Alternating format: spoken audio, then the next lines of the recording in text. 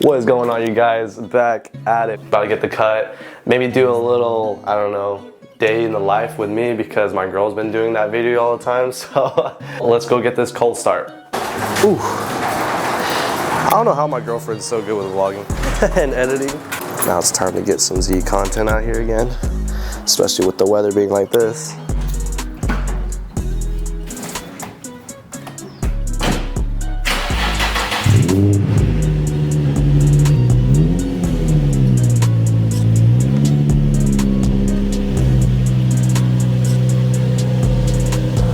I think we're gonna be washing the car inside and out today for the video. Ugh. Yeah, the inside definitely needs a wipe down. A little bit of cleaning here, vacuuming. I did get something cool. I did get a cup holder for the Z's. A lot of people probably don't know this, but in the 03s to like 05s, I believe, for the Z's, you only get one cup holder, and it's this crappy little one right here. It's just trash, and it holds only one. And there's no other ones on the side or anything like that. So this one, so much nicer. Now I can actually have two cup holders. Once I clean out the interior, maybe I'll go ahead and go over that. So, all right, hopefully Gavin cleans me up well.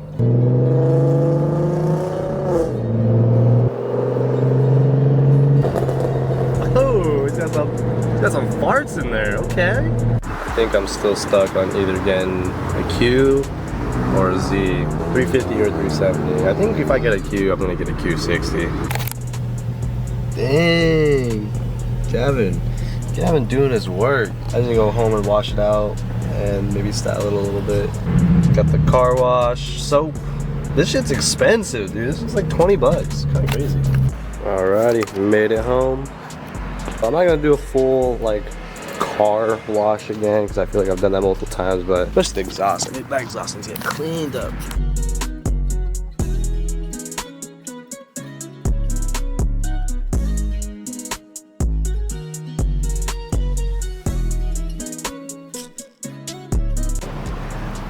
White and black, so clean. Let me get the after shots really quick.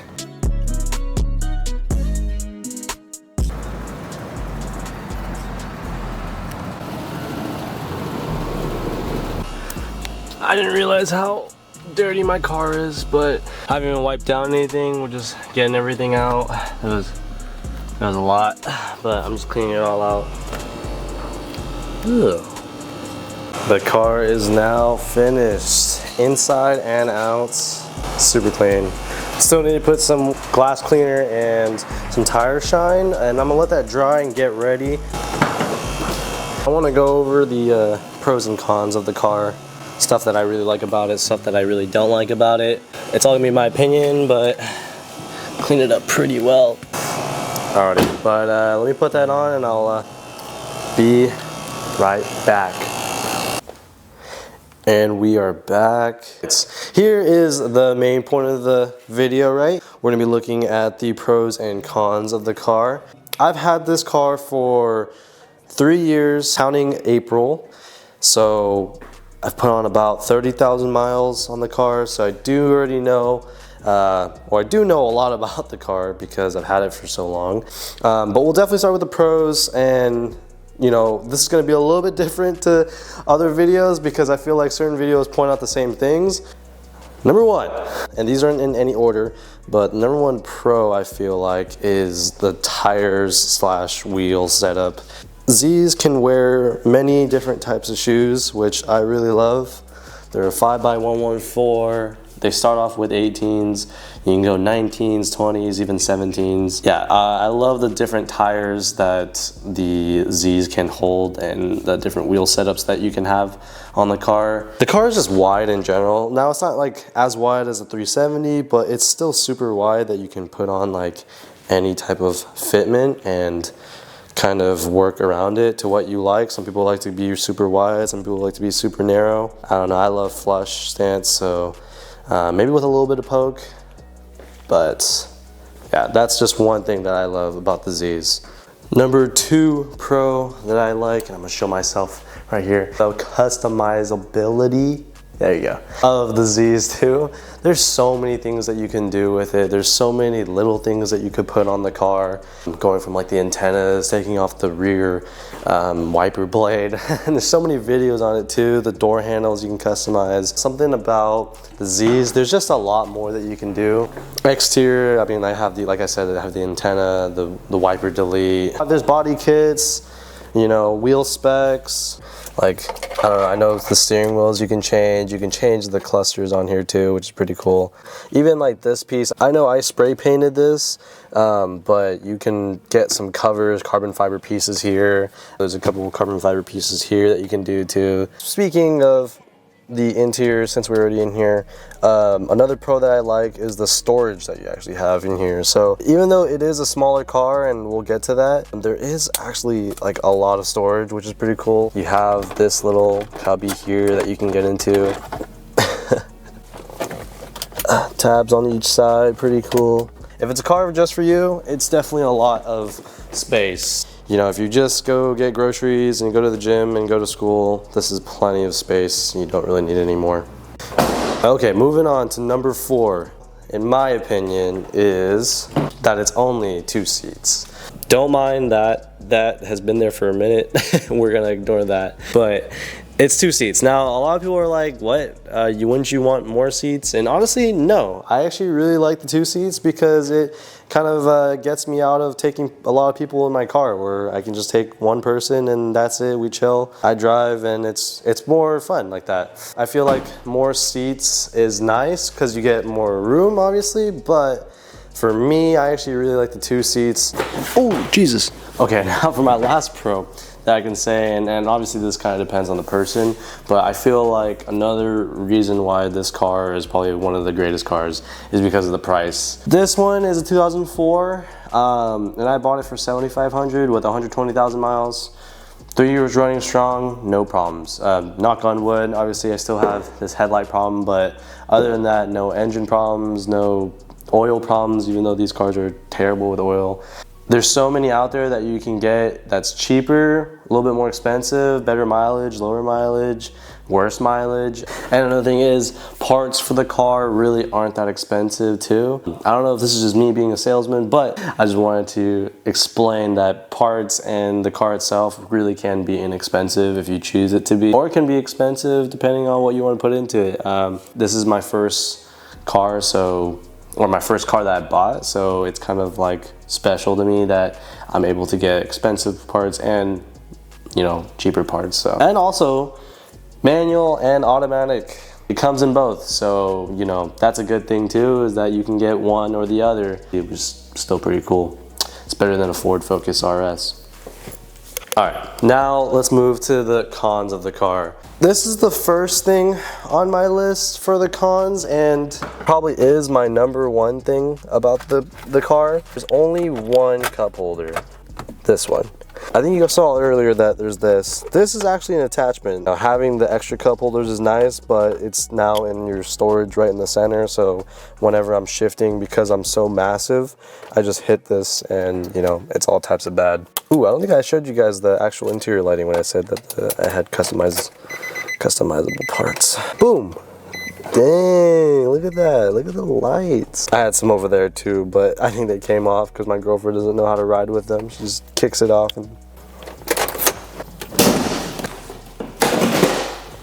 Okay, so now we come to the number 2 on my list of cons for this car. And this is really specifically only to the DEs and DE rev-ups, but the main thing that I hate is this stupid freaking dipstick. I know I have an aftermarket intake, but even with the stock intake, a lot of people complain that this thing is stupid. It's in the worst spot possible, and when you do take it out, it's like this flimsy, here, I'm gonna show you guys. Taking it out is whatever, but like I said, this flimsy freaking dipstick. Oh my God, my oil needs to get changed. You cannot get an accurate reading with this. It's probably the worst dipstick they could have designed. I'm glad I'm trying to get a Nismo because it'll have a normal dipstick, but yeah, this is one of the worst dipsticks I've ever seen. God damn it. It's down there somewhere, but you have to kind of find it. Okay, sweet. So I'm in now. it's fine, but then you like try to get an accurate reading and you can't because it's just like it rubs off the intake itself. Like I said, I know I have the aftermarket intake, but still, even with like the OEM intake, it was always the worst. So that is probably one of the worst things on the car too as well, especially with how much the car burns oil. I'm gonna put these two reasons together because they're kind of the same. The car is very low, and I am on lowered springs, but just in general too, OEM, the car is super low by itself, and the car is also small, so both interior and exterior. In my opinion, it's just kind of a bad thing because even though I am, you know, low to the ground, still it sucks when I scrape on literally everything. I don't have any undershrouds, so my, you know, exhaust just gets damaged completely. This $1,200 Tome, you know? I don't know, it's just, I'd want to have a bigger car. Like, I wish the Z was a little bigger, like a little bit more aggressive, a little bit wider. The GTR is the perfect size. If the Z was like the size of a GTR, perfect. The final thing that I feel like is the worst in a 350Z, and it's pretty common in others, is that there's plastic everywhere. Door handles especially. My door handles I messed up on. The plastic interior pieces all get scratched up, so I did paint it over, which is fine, but like you can see right here too, it's kind of already messing up. Everything is literally plastic. It's just so easy to scratch. But like I said, the biggest thing is the door handles. The door handles are the worst thing ever. Not the interior, the exterior. Here's another stupid. So here's the passenger door handle. Sucks. Obviously you gotta unlock the car. And when the car is unlocked, people always like to open it from the, you know, right here, because that's where it looks like you open it, but you can't open it. You have to open it from like the bottom. At least for my door handle, you have to open it from the bottom and pull. And sometimes it still won't even work. Sometimes it'll get stuck and then you just gotta open it from the inside. And it's just the worst. These plastic door handles always break. Same thing with like the under the hood. It's just so many plastic pieces that just break. Same thing with the hood. Like I said, these are just my opinions on the pros and cons of the car. Don't get me wrong, I love this car. I wouldn't take it over anything else besides maybe a Nismo 350Z that I'm probably gonna get pretty soon. Giving me so many great memories. Knocking on wood, hasn't broken down on me, hasn't had any like major engine problems. When I bought the car, I already had a couple problems already, but hope you guys really liked the video. Kind of wanted to switch it up a little bit. Probably gonna do a little bit more of these other videos, kind of explaining the car, because I feel like more of a car guy than I'm a gym guy, even though I think I'm gonna throw in some clips of me driving. Probably be on the road to the next video. God, I gotta work on outros, dude. Jesus.